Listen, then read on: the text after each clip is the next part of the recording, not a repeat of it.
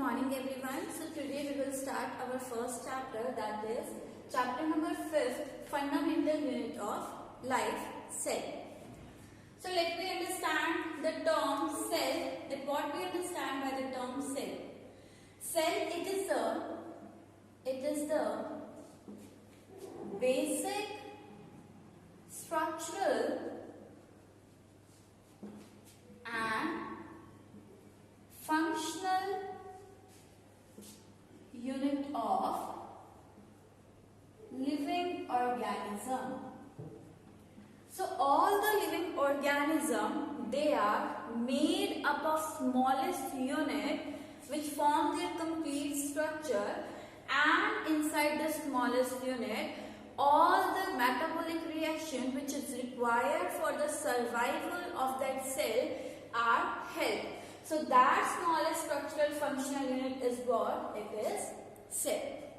Now to be called as a cell, there are basic components that must be there. And what are those components which forms a cell? These components are, the first one is presence of an outermost protective layer around that cell, and that is cell membrane. This cell membrane is also known as plasma membrane. And plasma is what? Plasma is the term we are using for the fluid substance. So as cell have a fluid inside its membrane, that is cytoplasm, and this membrane, it surrounds that fluid. So this membrane is also known as plasma membrane, the membrane which surrounds the fluid. Then the second component is presence of cytoplasm. And this cytoplasm is the fluid in which cell organelles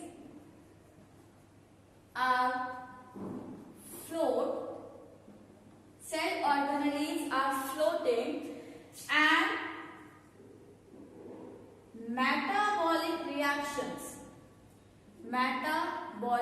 reactions held in these cell organelles. Okay, so you have learned in your previous classes that this is the cell membrane, outermost layer, and inside this membrane a fluid is present. This fluid is called cytoplasm. As I have told you, plasma is fluid, a fluid present inside the cell. Cyto term we are using for cell. So the fluid present inside the cell is cytoplasm. This is cell membrane, and all the organelles like vacuoles are there, mitochondria are there. So all these ribosomes are there. All these cell organelles, they actually floats inside this fluid, and all the reaction of cell, it occurs in this cell organelle.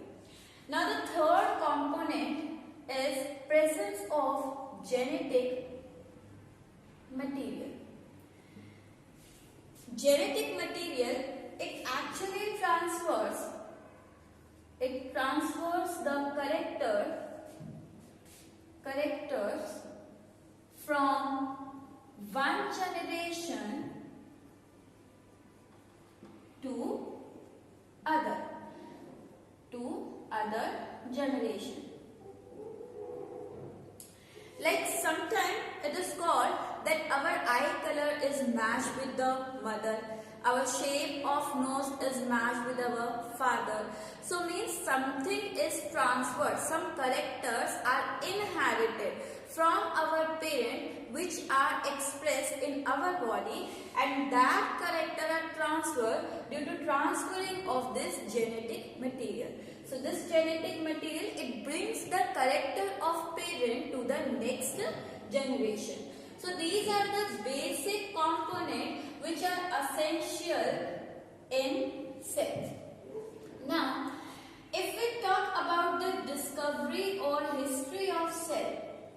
discovery, or we can say history of cell. So the first cell is discovered by a scientist known as Robert Hooke. He discovered first dead cell. First dead cell is discovered by Robert Hooke, by him. And this dead cell is what? It is the cork of Quercus tree. What is this cork? In the tree, the outermost layer which sometimes shed off automatically, जिसे हम simple शब्दों में छाल बोलते हैं, जो अपने आप shed off होती हैं. So these outermost tissue is called as cork, and this cork are actually the dead cell. What is this dead cell? As we are already said, that cell is the basic structural unit of a living organism. Then why we are calling it dead? A cell is living if it has cytoplasm and all the organelles are behaving in an active manner, means the basic metabolic reactions are held. If basic metabolic reactions are held there in the cytoplasm, then that cell is called your living cell. But sometimes what happens, the cytoplasm in the mature cell, it gets shrink or reduced like this. Okay, this is the cell and this is outermost cell wall. Plant cell have a thick cell wall, and in this the cytoplasm is remain or reduced like this, and the nucleus is here. So in this cell the cytoplasm is reduced, and because of this the metabolic reactions are so slow, and it is also fluid. So the character of fluid is that it always show a kind of movement. Fluid जो होता है वो हमेशा flow करता रहता है, and that flow is called here cytoplasmic streaming. ये fluid cytoplasm है और ये साइटोप्लाज्म जो है ये फ्लोट कर रहा है. So this is called cytoplasmic streaming which held in an active cell. But in this case the cytoplasm is reduced, so there is no cytoplasmic streaming here. That is why this cell is not showing much metabolic reaction, and it is considered as dead cell. And the dead cell is more in number. They are more in number in case of plant cell, and they are less in number in case of animal cell. Why so? Because these dead cells, they actually provide the strength to the plant. Strength to the plant, as plants are stationary and they can't run off the biotic or abiotic stress which are present in their surrounding medium. Plant आपके stationary है, वो आपके locomote नहीं कर सकते, वो abiotic stress, बहुत तेज आंधी आ रही है, बारिश आ रही है, वो मूव नहीं कर सकते, so they require more strength. While in case of animal we have locomotory organ with the help of which we can escape the abiotic stress condition which is present in our surrounding medium. So we don't require much amount of dead cells. Okay. So Robert Hooke first discovered the dead cell, that is in the cork of Quercus plant, and when he observed this cork cell under the microscope, what he observed, that this cork cell, it appears as a hexagonal shaped structure, and he gave them the term compartment. Means Robert Hooke have not given the term cell. Robert Hooke ने पहले इन्हें cell term नहीं दिया. उन्होंने क्या किया? He studied this cork cell under microscope, and what he observed, that they looks like honeycomb structure. मधुमक्खी का छत्ता होता है, they look like hexagonal shape cell, or we can say honeycomb like structure, and to each basic unit he just given the name compartment.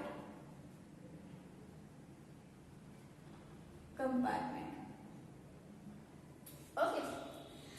So this is what he observed under the microscope and discovered the first dead cell. Likewise, the first living cell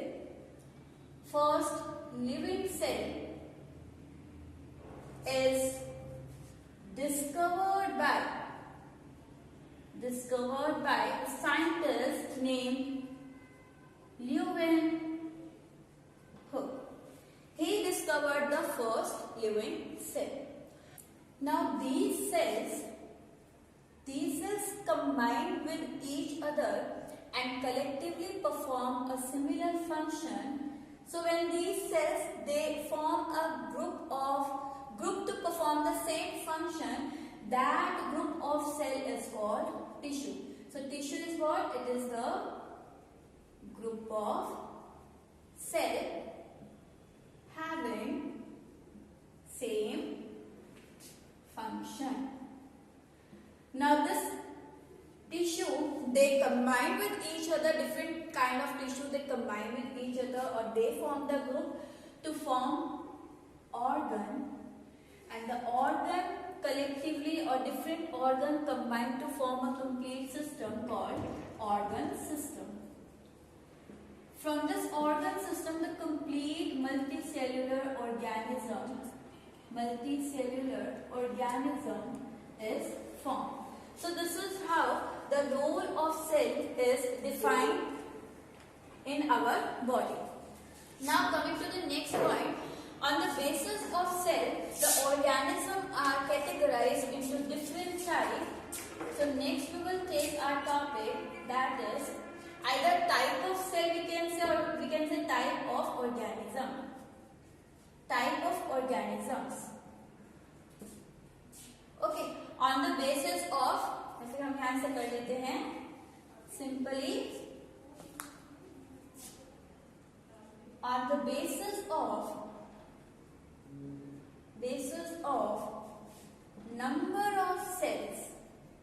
number of cells present in an organism, the organism are categorized as unicellular organism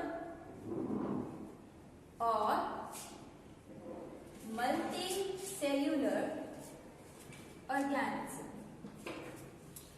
In unicellular organism, the organism is made up of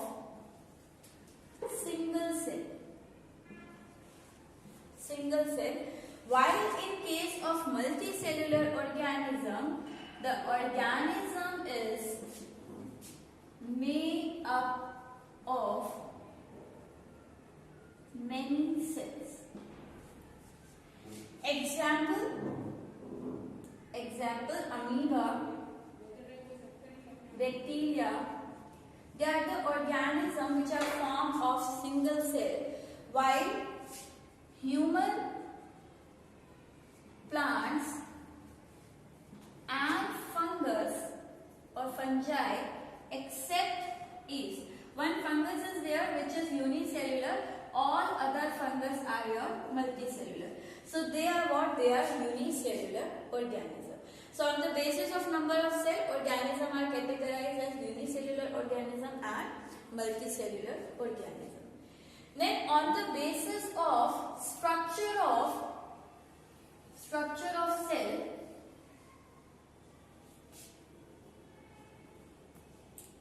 on the basis of structure of cell, or on the basis of, we can say, presence or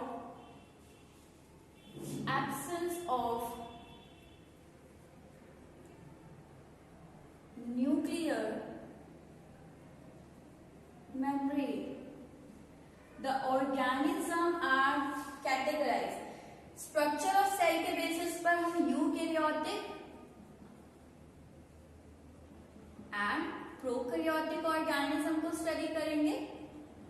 और we can say presence और absence of nuclear membrane के basis पर the cell are categorized into prokaryotic cell and eukaryotic cell. Prokaryotic cell, pro stand for primitive and karyo term we are using for nucleus. Means in the cell the nucleus is of primitive type or ancient type and they are the one which comes into earth for the first time. So prokaryotic cell are the cells in which nuclear membrane is absent around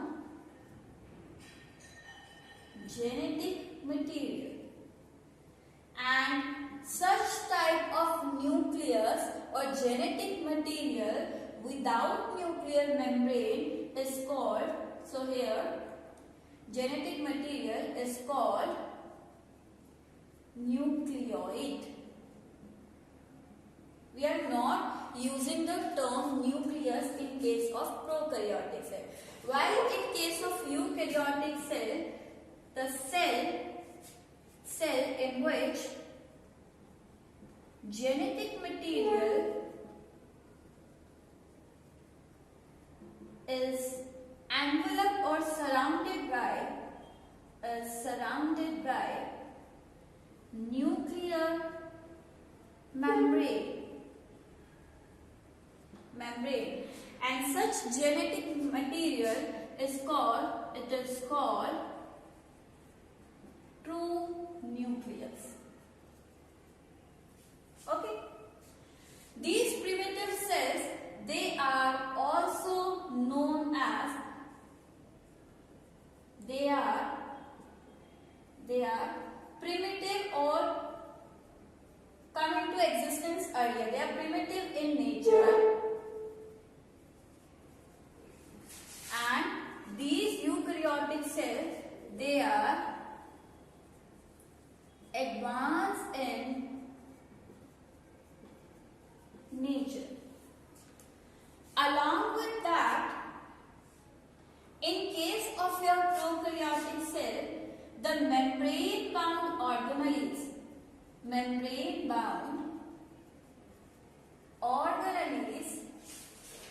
are absent.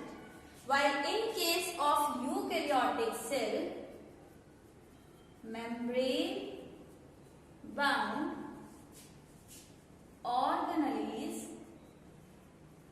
are present. So these are some of the journal characteristics difference between your prokaryotic cell and eukaryotic cell. So if we have to draw this prokaryotic cell, we can draw it like this.